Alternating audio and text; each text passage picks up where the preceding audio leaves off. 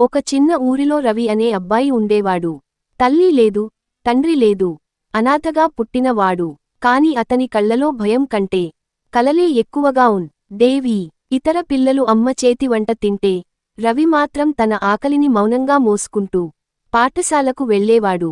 ఎవరైనా నీ వాళ్ళు ఎవరు అని అడిగితే నవ్వుతూ ఒక మాటే చెప్పేవాడు, నా కష్టమే నా వాళ్ళు.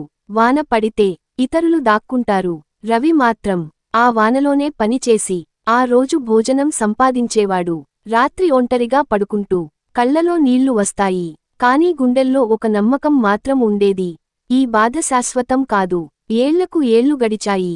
అదే రవి ఇప్పుడు తన కష్టాన్ని జయించి ఇతర అనాథ పిల్లలకు ఆశ్రయం ఇచ్చేవాడయ్యాడు. అప్పుడే అర్థమైంది, కష్టం మనల్ని పగలగొట్టదు, మనల్ని తయారు చేస్తుంది. అనాథత బలహీనత కాదు, అది ఒక పోరాటం. కష్టం అంటే ఏమిటో, అనాథ బాధ ఎంత లోతుగా ఉంటుందో అది అనుభవించిన వాడికే తెలుసు.